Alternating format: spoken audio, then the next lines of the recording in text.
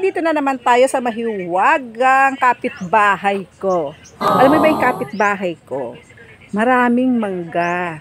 So, titignan natin kung may bunga yung mangga nila. Tamimitas tayo.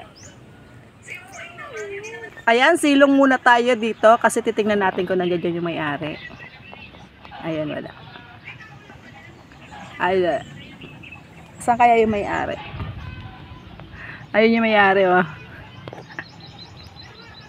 Ayun yung may-ari. Nag-ML. Kaya ako busy sa kanyang mangga. Mangga ng kapitbahay ko. Alam mo yung mga mangga dito, tingnan nyo. Kaya nakaupo lang ako dito. Kapag wala kang kapitbahay na nangunguha ng mangga, ang mangga mo lalaki at maraming kumpul-kumpul. Kapag wala kang kapitbahay na manunungkit. Kaya lang ako yung kapitbahay niya. What? Ayan o. Ako yung mahiwaga niyang kapitbahay. Tingnan mo naman mga kainday, tingnan niyo naman ang mangga. Isang dangkal. Isang dangkal, oh. Teka lang, ayusin natin. Mangga niya, isang dangkal lang. Sasahid na sa lupa, ayan na lang, kapiraso na lang. Sasahid na sa lupa, ayan. O, diba? Ayan yung mangga. Mangga ng kapitbahay ko.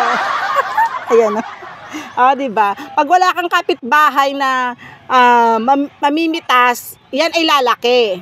Gaganda ang bunga. Pero kapag mayroon kang kapitbahay na katulad ko, balutin nyo na yung mangga ninyo. Kasi ayan, katulad niya, no? Pinalaki lang ng kapitbahay. Ayan, pwede na siyang pitasin. Diba? Ganyan na, kapag ang kapitbahay na hindi marunong mamitas, nang basta-basta, ang mangga mo, lalaki ng ganyan. Kaya wag nyo akong gawing kapitbahay. Mahirap akong kapitbahay.